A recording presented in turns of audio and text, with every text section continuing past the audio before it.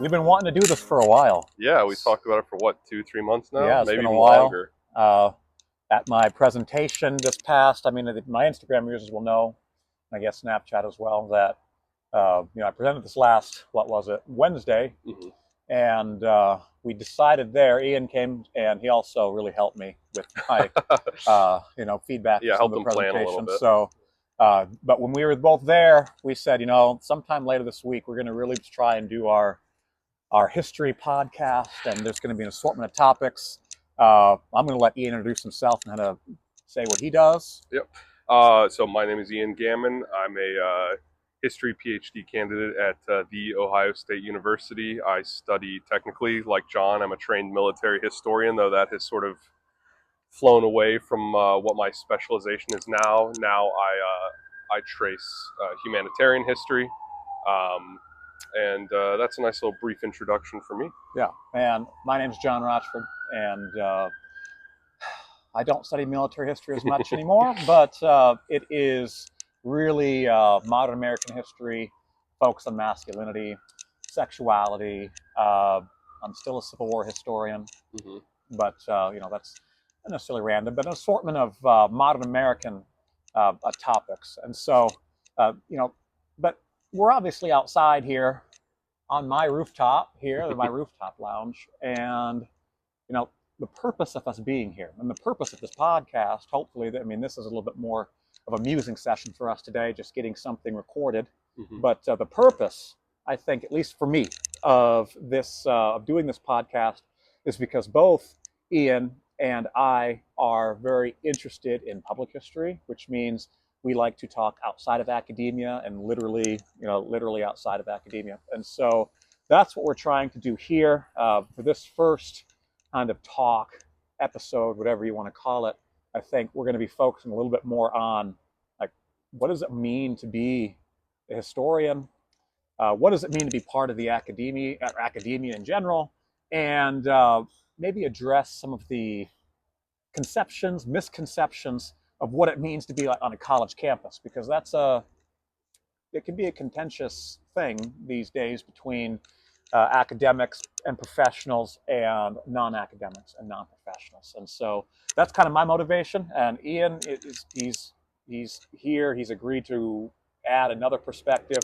We'll also get into I'm sure different because you can't really divorce politics and history for one, but also divorce politics from academia.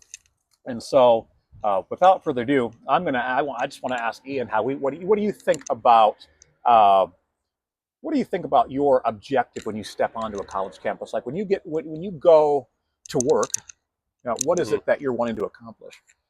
So, unlike I think a lot of academics, especially at a place like Ohio State, our one-level research institution, most of their objectives tend to be, and this is not just in history, but broadly speaking, most academics are first and foremost here to research, write, and publish. I think what a common misconception, probably the biggest common misconception, is that academics are here primarily to teach. At a university level, R1, and that is hundreds of universities, your state universities, even some smaller private universities, the big private universities like Duke, the professors there have been hired primarily to further the research and publishing accords and records of that university. So when I step on the campus, I'm a little different. I primarily care about teaching. My goals for being an academic revolve around education, trying to reach non-historians, non-history majors, non-history minors, folks that basically take your classes because the university mandates it or says, here's a list of 36 history courses, take one of them.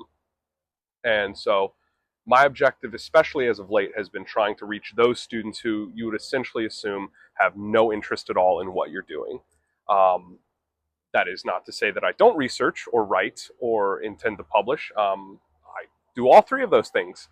Um, but as an academic who has sort of become disenchanted with the broader role and scope of academia in general, I think my goal is trying to reach as many people and educate them as possible. Yeah, well, why don't you talk about some of the disenchantment? I know this is something that we privately talked about a lot. So, what are the aspects of academia that you don't like, and also I don't like, as we've discussed? So, and I'm not trying to paint with broad strokes here because, again, as historians, you'll hear this a lot. The context depends. It always depends. But in general, I would say academics tend to write for each other. They tend to have their community of other academics and fellow academics, and that is who they are working with and for. A scholarly history book that is well written, published at this level by a tenured professor tends to be fairly inaccessible for most people. And that is not even just folks who have a lower level of education, whether that's high school, didn't finish a high school degree, community college. It tends to be inaccessible for folks at the undergrad level and can even be inaccessible for folks who are just starting their graduate career.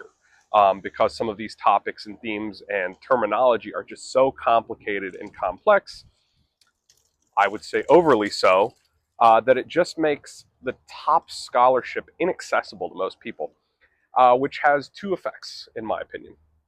The first, and these compound against each other, the first is that it naturally creates this cycle whereby academics have to go through a lot of training and believe that their works have to be equally intellectually stimulating, I suppose would be a kind way of saying it, um, and make equal amounts of contributions to the field uh, in a way, in an academic publication that is targeted towards other folks who are producing that same level of context. And the second effect this has is that means that academia becomes both first is it becomes inaccessible, and second is that it becomes an insular community. So folks in academia stop caring about public opinion. Their books are not for the public. And I've said this, I've joked with John about this. The best, most well written academic history will be read by maybe a few thousand people total ever across its lifespan. Um, at best. I mean, you hear professors joking about this all the time. They get their checks in for the books that they've written, and they say, "Oh, I got 10 cents this week or this month because two people bought their book."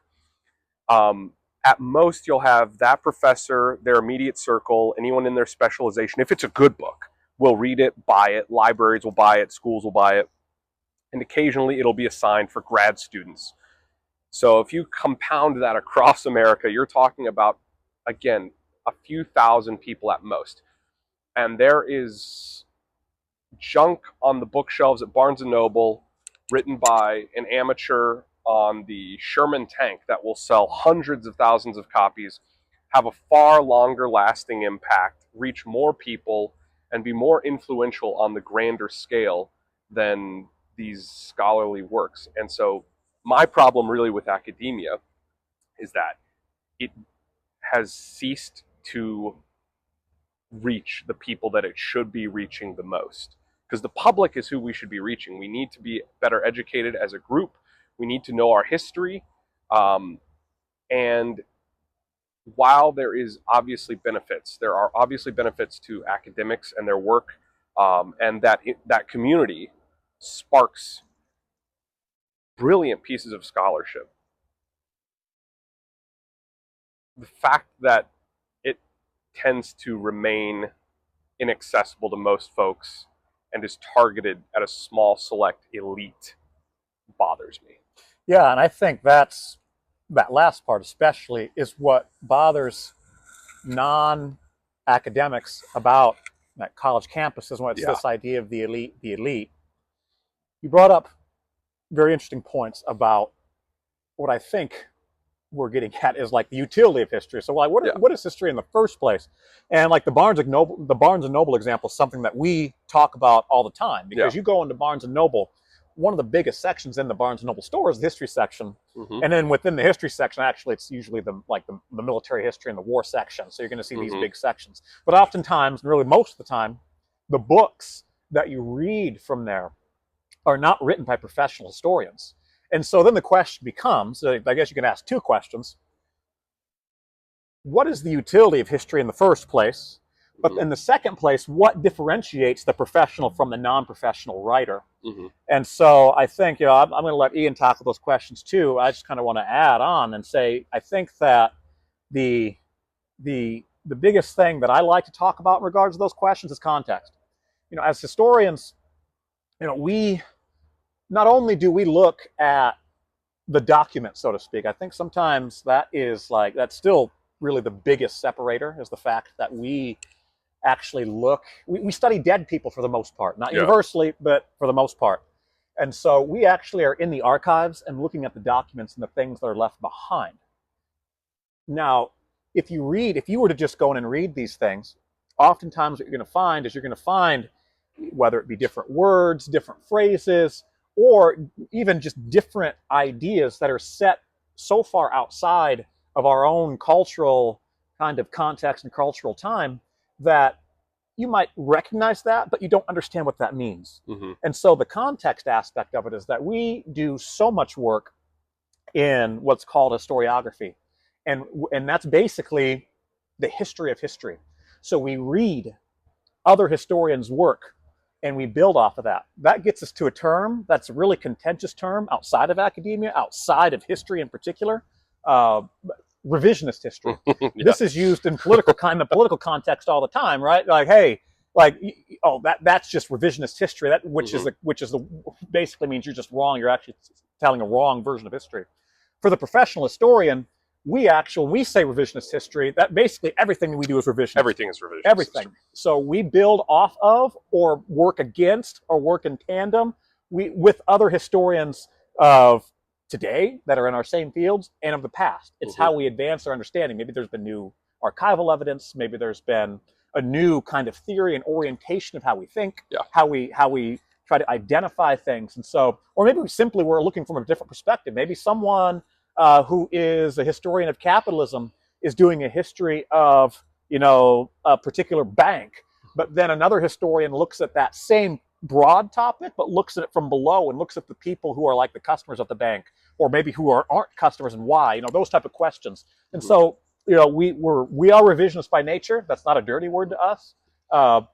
And we separate ourselves out from the context. Yeah. Yeah, another really good example actually is post World War II. You have a lot of history that is done that basically for every major U.S. victory or Allied victory, there is praise of the U.S. planning strategy and orchestration of their attacks, and these historians frequently sort of have this tone of, it's like they knew what was going to happen. It's like they knew what the Germans were going to do. Eisenhower must have been brilliant. Patton, it's like he knew that the Italians were going to do it. And good scholarship. But then you fast forward 40 years later, and they've declassified those World War II documents, and that's when it's revealed that, actually, U.S. intelligence had broken every single Axis code, except for the Italian naval code, every single Axis code, and so they quite literally did know, more often than not, what the Germans were going to do, what the Italians were going to do, what the Japanese were going to do, and were able to plan far in advance and plan around that information. And it added incredibly important context, and it also made basically everything that was written prior to that moment bunk. Yeah. It didn't completely ruin it, but it basically made it so that history was written on false premises. Right, and I think that the false premise part of it also dovetails off of this idea of what is history used for. Yeah. This is why I think what's interesting to me, especially in like whether you're talking about wider culture or wider politics, especially, because nothing pisses me off more than people who want to talk about politics divorced from history, but is the fact that the utility of history oftentimes is actually elevated to a large extent, but it's really unconscious, because what you tend to find is that, history and what people want us, certain people want us to understand or not understand, has a lot of nationalistic undertones. It has really nation building undertones, and education in general. Because we need to teach the appropriate history of this or the appropriate history of this without divorce from the complexities. Yeah. Right? And so that's one utility of history, I think, that is used oftentimes outside of the academy nowadays, more so. It used to be that way probably, before, maybe a century or so. But today, where we actually, we're looked at a lot of times by we. I don't just mean historians. I tend to be people in the humanities in general tend to be looked at as people who are complicators or who want to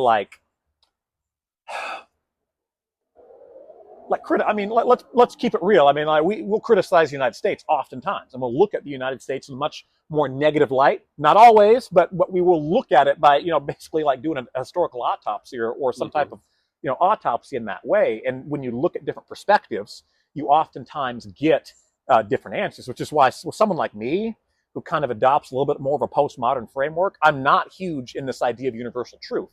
This is something that, people like black and white answers, but it's hard to give that. Like if I was to ask, two different people, maybe someone who is a MAGA Republican, someone who's a part of Black Lives Matter, what does it mean to be American? Or better yet, is America a good force in the world? Or is the way America now is it a good place? And you're going to get two different answers, and you're going to get different reasoning. So who's right? Well, both are right, both simultaneously wrong, to me anyway. That's something that it's a matter of perspective, and so that's really also where the utility of history hinges. This is why Ian's earlier point that history isn't accessible. And by that we mean, like, there's a lot of histories that are very accessible, but those histories are the non-professional.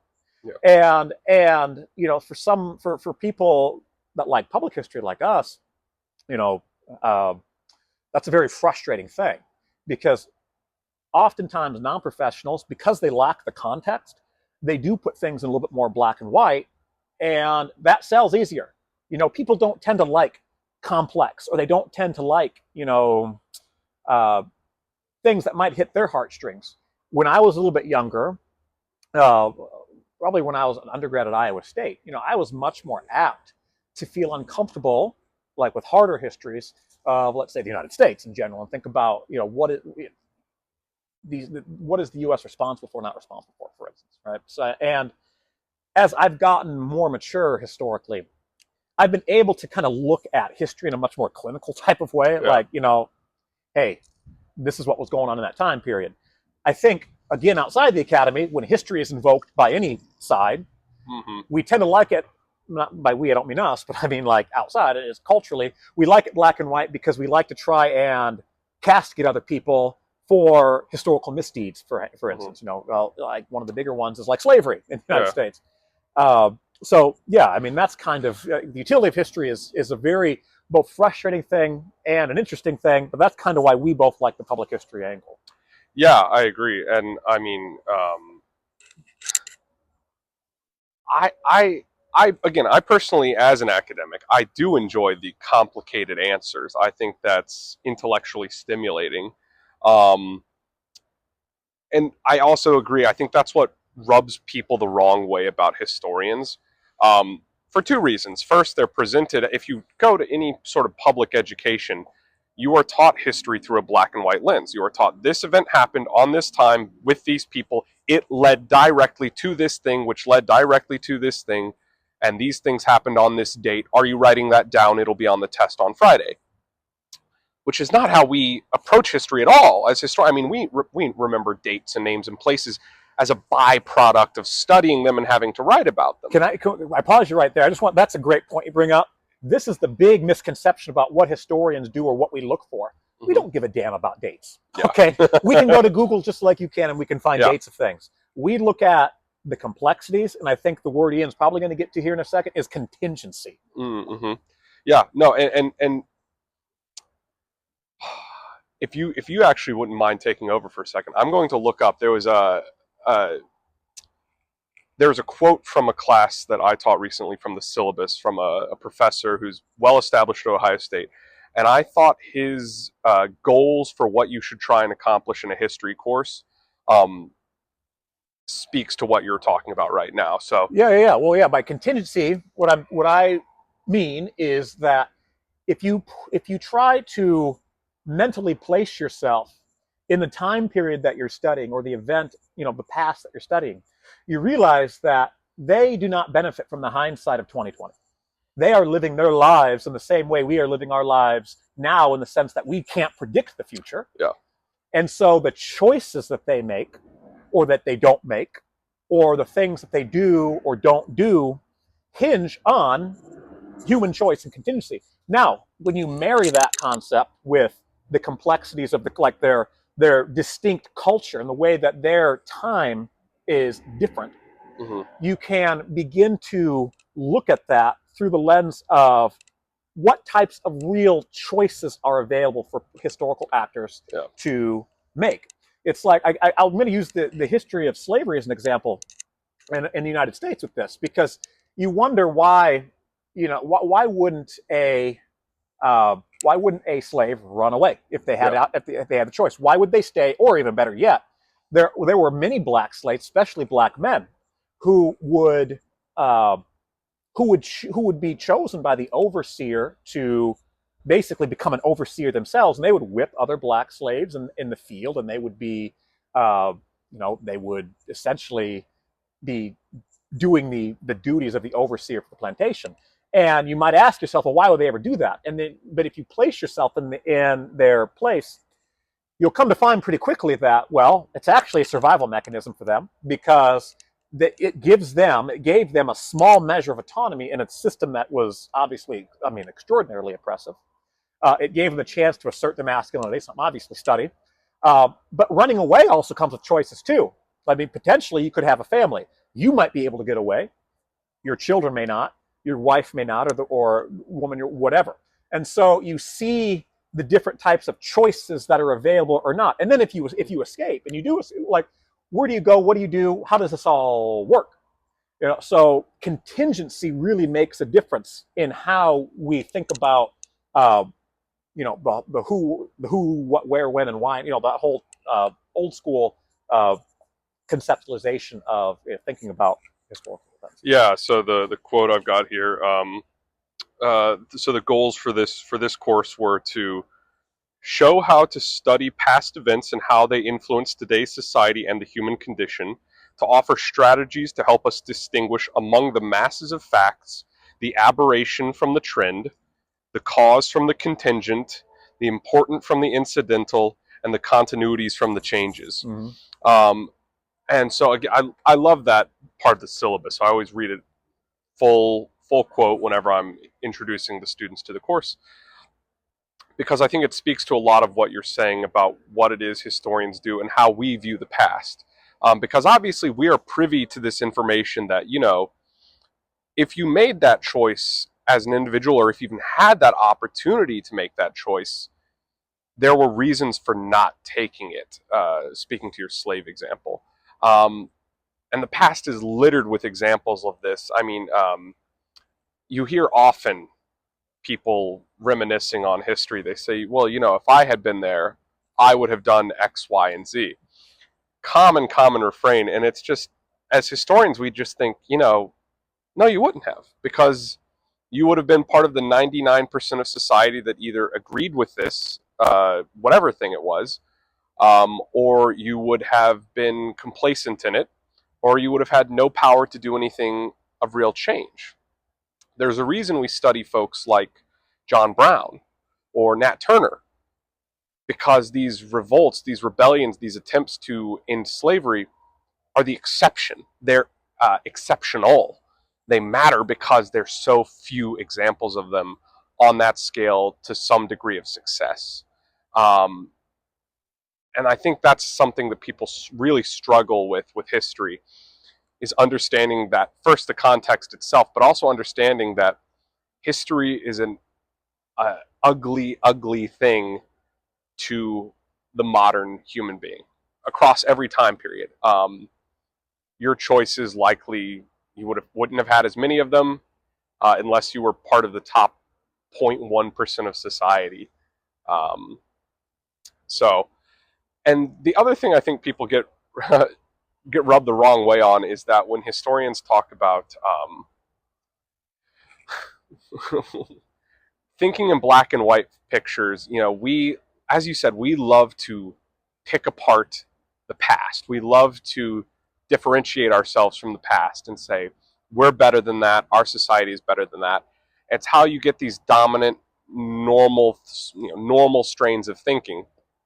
And the example I always give is the Aztec Empire, where the Aztec Empire is famous for its human sacrifice. I believe there's some disagreements about historians about the relevancy and frequency of things like cannibalism, but their main military expeditions were to capture slaves to be used mostly for human sacrifices and religious ceremonies. And when the Spaniards came across this in the 1400s or 1500s, they were disgusted by it. It went against every single part of their Christian sensibilities. They thought it was awful. And that became the dominant strain of thought about the Aztec Empire. When we think about cannibalism, ritual sacrifice, human sacrifice, we think, oh my God, that's awful. What a terrible thing to do. But if you had been alive as an Aztec person in that time period, you would have thought, this is just how life is. This is how our religion functions. This is how my daily life works. And you wouldn't have thought a second about it being any different. Right, and that's like the idea, and we talked about this actually the other night. Yeah, the idea that people of the past didn't take themselves seriously is something that I think is a real problem. And by that I mean, as Ian's saying, like these aspects, like religion, that's a major driver of people's behavior. I think oftentimes, especially in today's society, there's kind of like this agnostic atheist bias that exists, especially honestly on kind of the college campus. Yeah. And the idea that, say, that Spain was driven by a Catholic impulse, or that you have these. I think it gets a little bit more complicated than that, actually, because I think in our Western thinking, we do actually give that some credence when, say, like with Islam, but maybe not so much with Christianity, because we're a little bit Western. We have a little bit of Western bias, but really, religion, or some of these aspects that you might not think drove human behavior or drove certain events, or at least were catalysts for them, and like that, you have to remember that the time was different. Of course, the context of the culture was different, and these things were taken, like religion and ritual and these type of things, were taken very seriously. And so that's something, as historians, there were issues with that in history, especially as it pertained to Native Americans or certain different Indian sects. And by India, I actually mean like India. And we have this idea of subaltern history. And with subaltern history, what that means is that we take what a society subaltern, which, not trying to be derogatory, what it basically means is like non-Western, and we try to look at their perspectives and give credence to their perspectives. One of the examples I have of that is, I don't have the exact Native American tribe in my mind, but there was a Native American tribe that believed that when they saw the white man or saw U.S. cavalry, that they could transform, like their oral tradition was that they transformed themselves into buffalo. Now, you might think, well, they didn't really believe that because you can't transform yourself into buffalo. But if you were wearing buffalo skin, that might be what's physically happening, like from our analysis of it. But that's not what they thought they were doing. They legitimately thought that they were transforming into buffalo. And whether or not you think that sounds ridiculous is immaterial, because you have to take it seriously from their perspective in order to capture the ways in which they are kind of thinking and living and how their culture operates. Mm-hmm. So you have to try to shed your biases that you have in order to kind of, move the actual history along. If your objective is to try and capture what is this society like, Yeah. that's a very different question sometimes than even a question that might, well, what happened? I mean, that's a different question than that. So those are really important aspects. Yeah, and I mean, I think this all just sort of culminates with the idea that what the historian does, like our favorite phrase, is complicated. It requires training. It requires doing something very, very difficult, which is striving to shed your biases, striving for that noble goal of being an unbiased thinker. It's impossible. None of us can do it. But you strive to do it as much as you can, but we are all products of our time. And I think that is something that everyone, even for young historians first coming into grad school, in undergrad, to have a problem doing, is shedding those biases and trying to confront the past without the context of the future. And it's something that, because so many people struggle with it, I think, again, confuses the average person as to what it is the historian does. And it also confuses the average person as to what the usefulness of history is, because that is those moments when you're like, hey, you can't call the Aztec savages because they, participated in ritual sacrifice. That's xenophobic and insensitive of their culture. That's when you get the scoffing and the, oh my gosh, like, can you believe this guy trying to defend ritual sacrificing? And that's when it's hard for historians, because we're like, no, that's not what I'm saying. I'm saying, if you were that individual, if the Aztecs had won and we lived now in an Aztec-dominated society where ritual sacrifice was an ingrained part of our culture, you wouldn't bat an eye at the fact that your guy next to you could be picked up and killed as part of a ritual ceremony.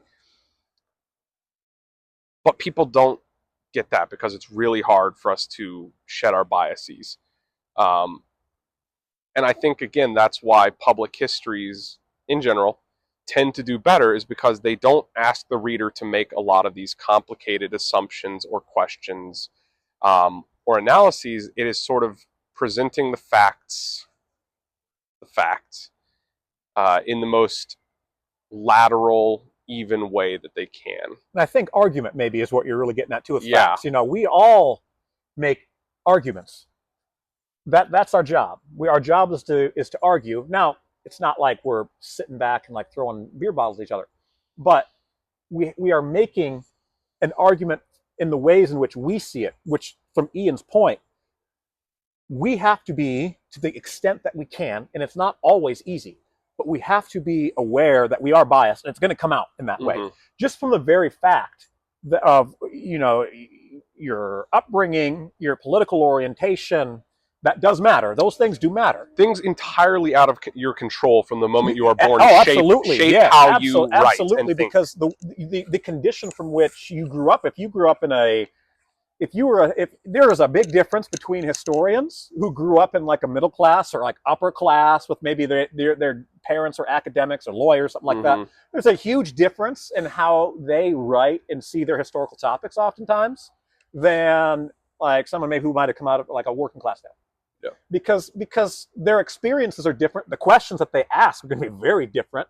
It kind of goes back to that capitalism and bank versus the customer answer or question, right? So there's all of these things really make a big difference in how we do our work. And to wrap this up, because you talk about the usefulness of history. Yeah. Why does history matter? I mean, every single historian has gotten the question of, that's a cool story, but why does it matter? And this is something I think that relegates historians in the public's mind, and even in the elite public's mind. So I'm talking like at the table for like public policy, for instance. Like, why does your stuff matter? An economist will tell you something about the economy. A political scientist will tell you about, the upcoming election, and they're going to be wrong. But economists are always wrong too. So, but why? But what is it about history? Like, what do you see about, or how do you think about history's we talked about utility, but why does history matter? And how should a general non-professional, non-academic public, if we're talking about complicating things, Mm-hmm. then how should they consume history? Yeah, those are all really good questions. I think history matters because at the base level, the goal of pretty much every history course is to teach students skills that are applicable in their daily life as an educated human being. Um, it is important to have the context of the past in assessing what you are doing, why you're where you're at, what choices you have available to you, and understanding that because the forces at work in our world right now, um, frequently political commentators or the talking heads, Or politicians themselves? politicians themselves, frequently make assumptions about daily life or use historical examples that are simply ahistorical. They are not true. And they make assumptions or they have firmly entrenched beliefs and they want you, the uninformed voter, to think the same way that are based on lies. And so, if nothing else, as an educated person, as someone who wants to be educated, you should strive to be an independent, complex thinker. You should want to dismantle the statements that you hear on the television or online. Or when you see a statement, you should be able to think, that doesn't sound quite right. Or, you know what? I don't think that actually is how it went. You know, context mattered. This thing happened and that thing happened. So I tell my students, when you're in my history course, you're going to pick up some fun facts. That's cool. You'll be able to talk about it at the dinner table. Maybe you'll get a Jeopardy hint right in 20 years, you know? But the big thing is I want you to be able to come away from the class with the skills to uh, read and write comprehensively and be able to understand complicated sources and be essentially able to think for yourself and think, I'm trying to think of the best word here.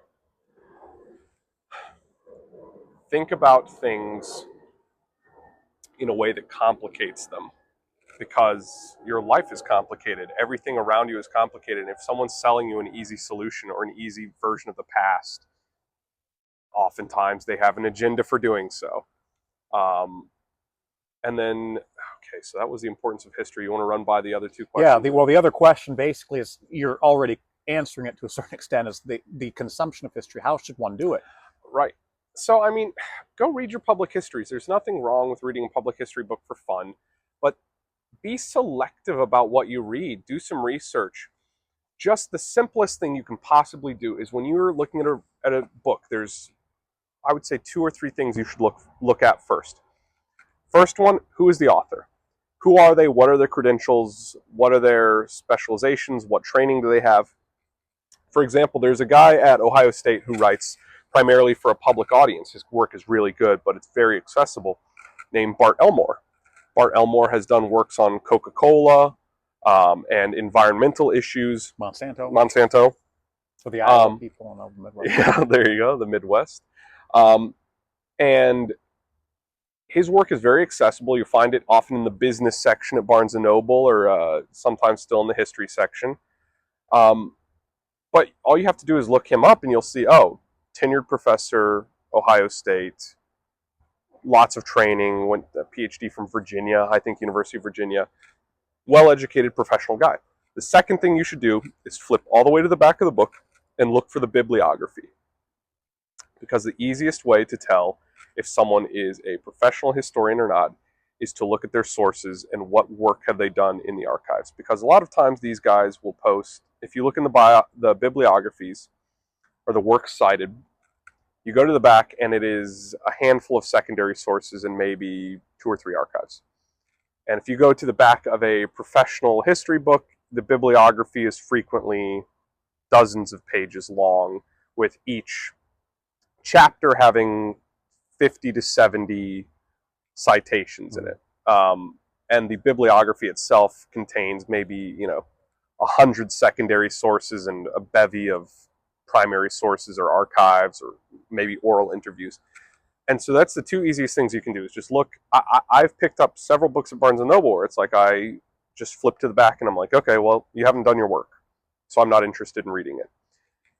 And the odds are good that if there is a well-educated author, professional historian in the history section at Barnes & Noble, their work is going to be accessible to you as a consumer, varying levels of education aside.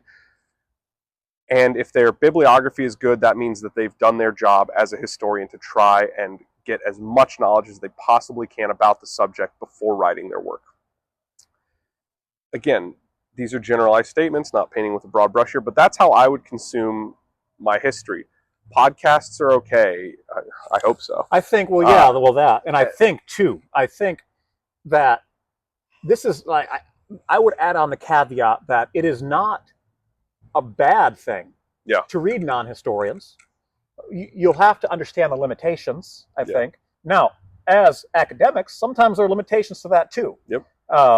Accessibility is the biggest one that comes to mind, of course, but even when you're writing for the public or thinking about framing things for a general non-professional audience, there's this aspect, and we'll probably talk about it maybe on a different kind of segment, but there's this idea called shared authority, shared historical authority, which essentially means that narratives, even from not the non-professional public, still exist, and you have to still engage with them. And I believe heavily in that. Now, I think when you were talking about consuming history, you're going to see different levels of work being put into it. Now, sometimes you can read a book that's not even history for that matter, but read a book, and you can get, even though that's not necessarily the intention of the book, most likely, you can get like a sense of why is this book being written. Why is the author choosing to talk about X, Y, and Z versus X, Y, and Z? The same type of critical eye that you would want to give to that we give ourselves. The whole rundown of what perspective you taking or are you taking and adopting, and how are you thinking about this? Where have you come from? What have you done? These things really matter, and so as a consumer of history, those are the types of questions I think that you should keep in mind as well. And by consumer of history, I want to make it clear, this does not just mean listening or reading, doing these types of things. This is also when you engage in politics or cultural discussions, you're invoking history every time. Every time. Springfield, Ohio comes to mind. I don't know how far Springfield is from here. But this idea, I'll leave it with this idea. This is a very annoying thing that happened over the presidential election, but the Haitian community in Springfield came under fire for eating dogs and cats. It's kind of that same thing you're talking about with cannibalism and how where did these myths actually come from? Why are they there in the first place? And then more conservative commentary over Haitians generally is it's a shithole third world country. Why are they here in the first place?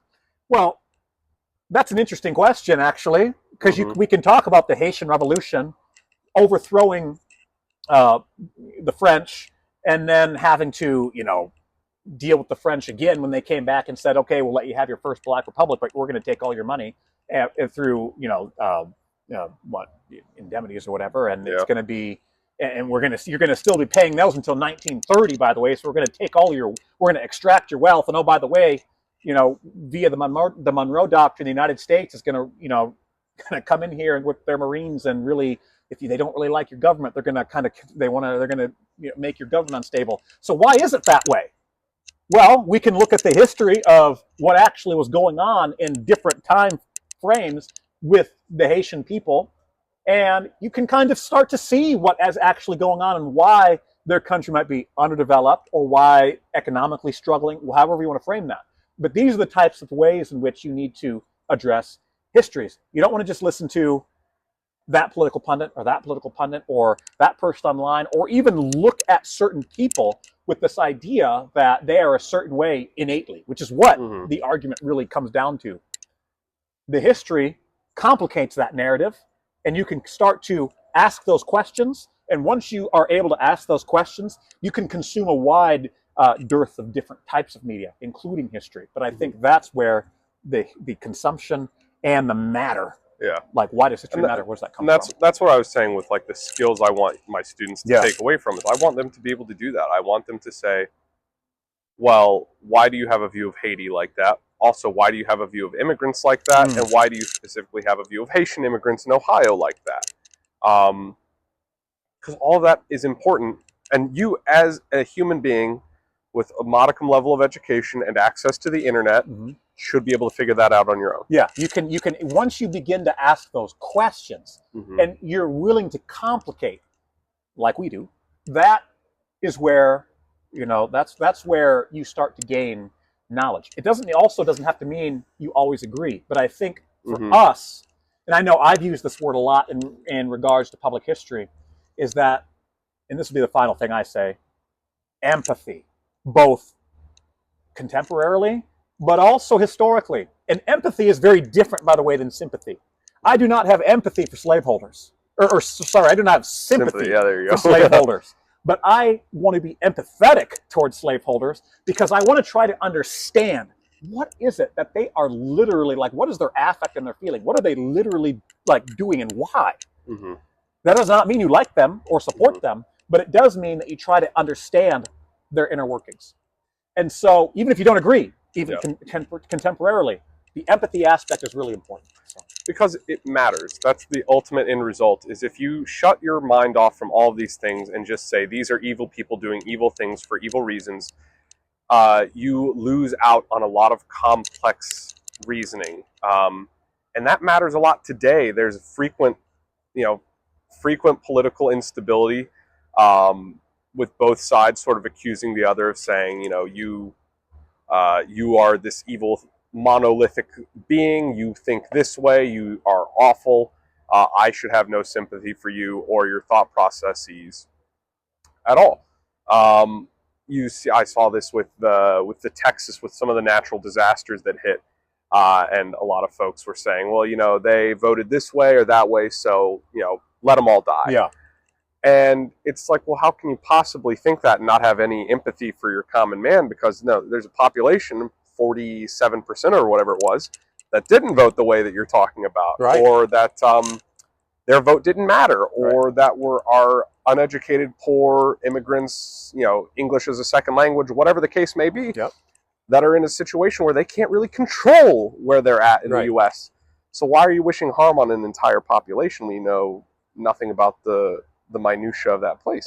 That's a really great point, and because that's a contemporary issue where you're actually having to ask the question of who you're looking at. Yeah.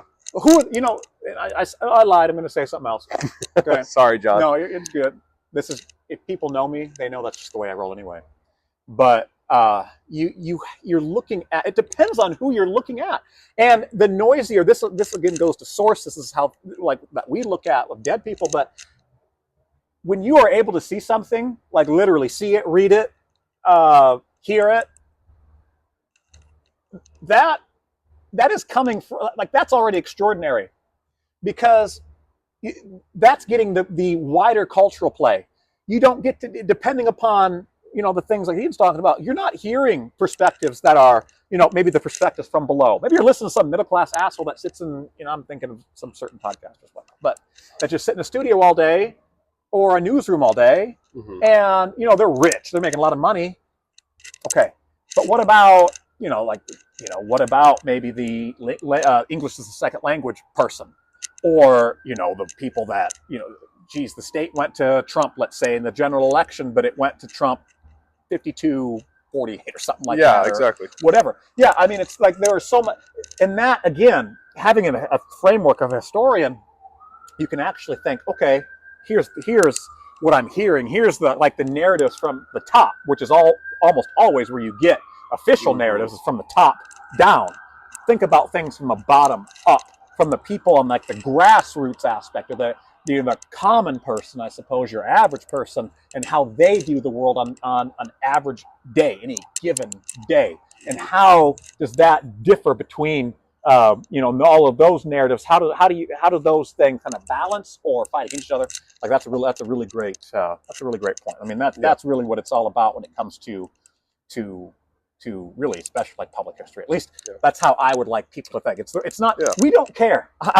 We don't care about, you know, Columbus sailed the ocean blue in 1492. We literally don't care. I mean, like we couldn't care less, and I couldn't care less. Not the most significant thing that happened in Spain in 1492. By the way, we couldn't even care. Like, at least I'll speak for myself. I don't even care. Like, if I'm teaching, you know, or lecturing on like Massimo, like the other day.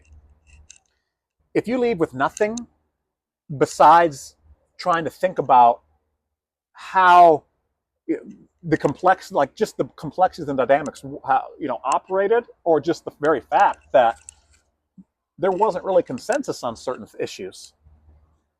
That is what I want people to understand from the public history side of things. Of course, the content is always good to understand. It is important, but if nothing else, just the fact that, you know, you have a framework, you have an intellectual framework that you can now work from, that can look at things with different lenses simultaneously sometimes. So I think a nice way to sum it up is that the context, the content that you're consuming as a consumer of public history or of history in general should only matter to you in that it is hooking you, it is something you're interested in, something that you want to read about, or, you know, read about, write about, watch, listen, etc. You want to consume it because it's interesting to you. But what matters is that you are learning how to think about the world, and how to think about the past in these certain ways. That's why I tell people, if you are starting college, if you are trying to pick out that history elective that you're not sure about, at the lower levels, course difficulty isn't really going to vary too much. It's all supposed to be fairly simple. Pick the thing that sounds the most interesting to you. If you don't give a rip about U.S. history, do not take U.S. History 101. Don't, because you're not going to have a good time, and you're not going to learn anything, because you're going to be thinking the entire time, oh my God, who cares about George Washington and Abe Lincoln? But let's say that same student, they're really fascinated with European history. That was what they liked in high school. That's what they've read about, or listened to documentaries about, or watched on TV. Take your European History 101 course, because you'll actually enjoy the content. You might take a little something away in terms of, oh, I didn't know that. But more importantly, you'll actually be able to grasp the things that your professor or instructor or teacher or lecturer are trying to teach you. History matters, but not for the way you might think it does. Exactly. And I think that's kind of the premise of this whole kind of first, you know, talk. You know, I think that'll wrap it up for today. Yeah. But, you know, other topics, if you made it this far, that's great. Okay. Yeah. Obviously, we appreciate that. Appreciate it. And hopefully, you know, we're going to have today, like I said at the beginning, this is like a little musing session. So we're just basically talking. But we want it to be a little bit more topical, you know, thinking about archives, or thinking about a lot of different, or if there's any topics out there that you are interested in, both, you know, with history is something, but also either the process of history, or, you know, academic life, or what that really means. I know we'd both be happy to talk about it. Even frame a whole kind of talk around that too. So, absolutely. But thanks for staying this long. I'm gonna go watch the Packers.